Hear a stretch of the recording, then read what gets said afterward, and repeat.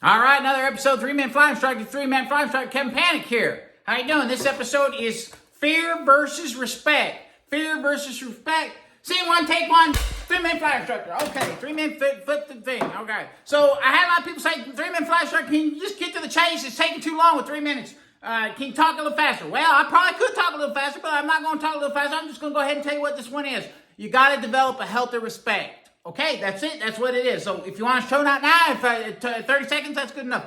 So healthy respect. Well, how do we start dispelling the fear in flying? Well, the first thing we learn is to inspect our aircraft, right? We do a walk around. We start getting that. We're getting comfortable. Starting seeing our aircraft. Now, one of the things I have to say is rubs this 3-minute flight instructor all wrong is that when people do part substitution, like little 150s, I'm in a 154, and sometimes the guy said, well, I can't believe that bolt cost so much money. I'm just going down to Ace Hardware and get it. Well, right there, it tells me that pilot in command doesn't realize he has lives in his hands, right? You take a passenger up, you are responsible for them. So when you do part substitution, the 3-minute flight instructor don't like doing that, and it thinks it's wrong, all right? And I also, the idea of like the 737 MAX, profit over responsibility and respect of a new aircraft that you got there. I think, I ain't going to get into that one because I'll be sued or something. So respect your co-captain, all right? I'm going to call him co-captain.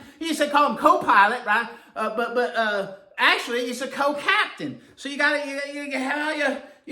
in there, you're sitting down, and you got all last baggage. You got your baggage, they got their baggage. Now, I'd say that, we in an airport, why don't you just take that, check that baggage? Just check it, and then get the receipt. You get the receipt for the baggage. Check the baggage so that you can come in there with clean respect of each other from the beginning. You may not even know that person. And so oftentimes when you get a new flight instructor, you don't know them, check your baggage, all right? And then, get your card back when you want to. But I'd say almost maybe sometimes maybe don't even pick up that baggage later.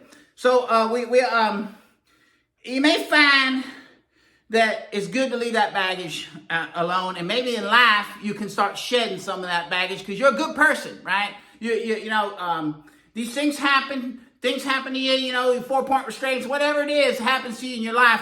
You got to just learn to check that baggage so you can optimize and be a safe flyer and respect for the people you have, the lives on the lines. So don't fear. How you practice emergency instruction. Practice your emergencies. That's a good way to dispel some of that fear and get respect for the aircraft and respecting yourself because you're like, I know what to do in these emergencies, and that's what they do in the airlines. You remind yourself, there is that difference between fear and listen to, go to the accident investigations and listen to the voice tapes and analyze it. We got a lot of guys on YouTube, incredible resources there. Go ahead and don't be afraid to get in there and understand what happened. That's going to give you that healthy respect and help you out there. So I just ran out of sands of time, just went out. So I'll say ta-ta for now.